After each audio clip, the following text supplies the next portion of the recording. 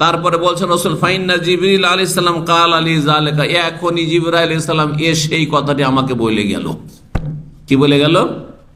যে শহীদকে সব মাফ করা হবে, কিন্তু ঋণের গুনাহ আল্লাহ মাফ করবেন না। আল্লাহ যেন আমাদের ঋণ মুক্ত হওয়ার তৌফিক দান করেন। মুসলিমের হাদিস, নবী সাল্লাল্লাহু আলাইহি ওয়াসাল্লাম বলেছেন, আতাদরুনা মানিল মুফলিস, তোমরা কি জানো যে সর্বহারা কে?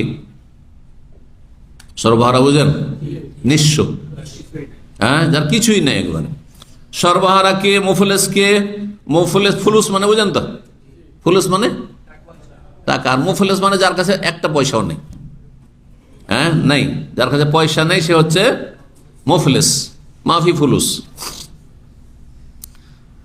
সাহাবীরা ভাবলেন যে সর্বহারা মানে যার কাছে টাকা কড়ি পয়সা কিচ্ছু নেই, সে হচ্ছে সর্বহারা, নিঃস্ব। তো তাই সংজ্ঞা বললেন, আল মুফলিসু ফিনা মান লা দিরহাম ওয়ালা মাতা, যার বাড়িতে কোনো মাল সামানও নেই, কোনো আসবাবপত্র নেই, আর একটা টাকা কড়ি কিচ্ছু নেই, সে হচ্ছে সর্বহারা। তখন নবী সাল্লাল্লাহু আলাইহি ওয়াসাল্লাম বললেন, না না, ওটা জিজ্ঞাসা করিনি, আমি অন্য সর্বহারার কথা জিজ্ঞাসা করছি, অন্য নিঃস্ব অসহায়ের কথা জিজ্ঞাসা করছি আমার উম্মতের। তিনি বলেন, ইন্নাল মুফলিসা মিন উম্মতি, আমার উম্মতের সর্বহারা নিঃস্ব হচ্ছে ওই ব্যক্তি, মাইয়াতি ইয়াউমাল কিয়ামাতি বিসিয়ামিন ওয়া সালাতিন ওয়া যাকাতিন, যে ব্যক্তি হাসরের মাঠে আসবে, সে বেনামাজি ছিল না, অনেক নামাজ নিয়ে এসেছে, ফরজ নফল আর তারাবি আর তাহাজ্জুদ আর সলাতুল জুহা, চাষ, তার কত নামাজ নিয়ে এসেছে। হ্যাঁ, নামাজ যথেষ্ট তার ছিল। আর কি ছিল? ওয়াসিয়ামিন, অনেক রোজা ছিল, শুধু রমজানের রোজা না, সুন্নত নফল মেলা রোজা ছিল, আরাফা ছিল, মুহররম ছিল, আর 6 শাওয়াল ছিল, মেলা রোজা ছিল।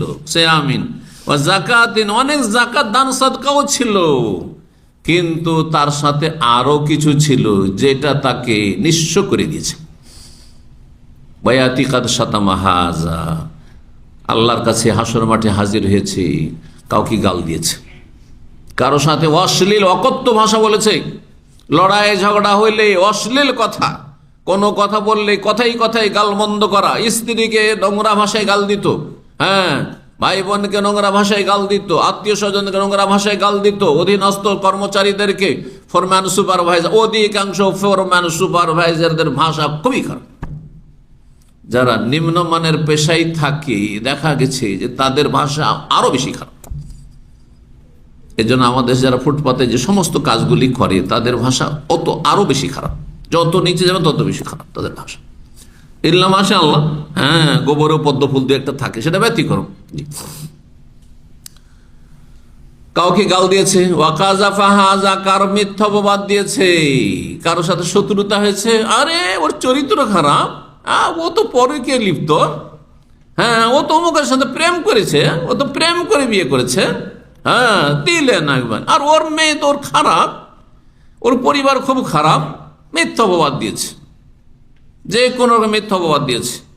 ও আকালা মালা হাযা, কারো টাকা পয়সা বেঈমানি করেছে, ব্যবসার নামে 9-6 করেছে। অধিকাংশ সৌদি আরবে যারা প্রবাসী বাংলাভাষী দেখলাম পার্টনারশিপ ব্যবসা করতে গিয়ে, আমি ব্যবসা করতে গিয়ে নয়, কিন্তু অন্যরা ব্যবসা করেছে, আর আমি দেখছি আমাদের দিন সার্কেল অনেক দেখলাম, হ্যাঁ, একসাথে একটা রেস্টুরেন্ট হোটেল খুলেছে, একটা বুফিয়া খুলেছে, একটা বাকালা খুলেছে, অথবা মক্কা মদিনাতে হোটেল নিয়েছে, আর তারপরে যার হাতে ক্যাশ আর আসল দেখাশোনা করছে তার নিজের লস নেই, আর যারা টাকা পয়সা দিয়ে হয়তো সাথ হয়েছে তাদের শুধু লস দেখায়, তাদের লস দেখায়।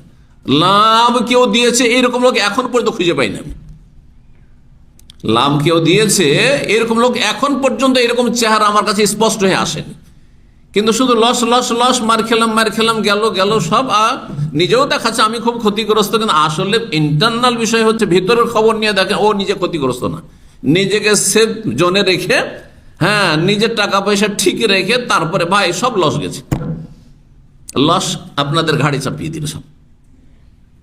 যদি এইখানে এই অবস্থা হয়, তো এই লোকগুলো যারা এইভাবে হারাম খায় এখানে মানুষের, বেঈমানি করে, তারা দেশে গেলে কত বড় ডাকাত, তার কত কুখ্যাত হবে, চিন্তা করুন তো দেখি। কেন বেঈমানি করবেন না? কারণ এইখানেও আল্লাহর ভয় নেই, যেখানে আল্লাহর ঘর রয়েছে, যেখানে নবীর মসজিদ রয়েছে, যেখানে নবী সাল্লাল্লাহু আলাইহি ওয়াসাল্লামের দেশ, এখানে ঈমান তাজা হওয়া উচিত। সেখানে যদি ব্যবসা বাণিজ্য বেঈমানি করে, আল্লাহ হেফাজত করুন।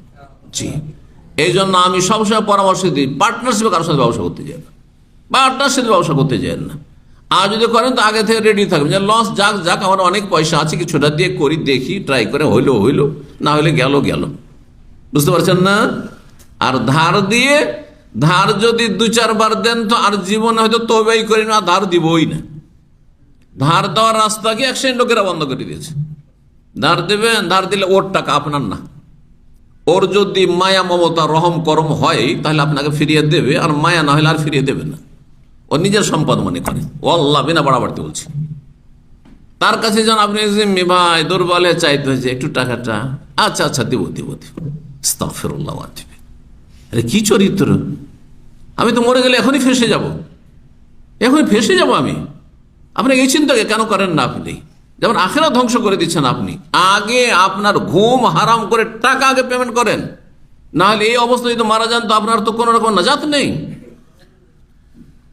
নবী সাল্লাল্লাহু আলাইহি ওয়াসাল্লাম বলছেন ওয়াসাফাকা দামা হাযা, কেউ কাউকে খুন করেছে। এই রমজানে কত খুন হইল চিন্তা করেন, দেশে কত খুন হচ্ছে বিনা কারণে, সুবহানাল্লাহ।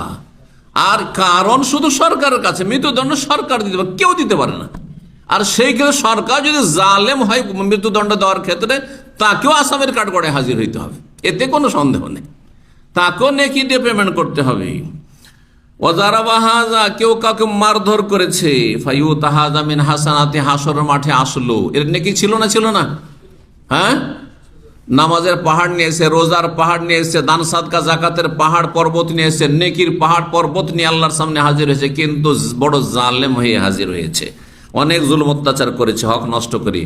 নেকি দিয়ে আল্লাহ পরিশোধ, ফায়ুতাহাজা মিন হাসানাতি ওয়াহাজা মিন হাসানাতিহি, নেকি দিয়ে পেমেন্ট করতে করতে ফাইন ফানিয়াত হাসানাত, নেকি শেষ, যত নেকি সব শেষ হয়ে গেল।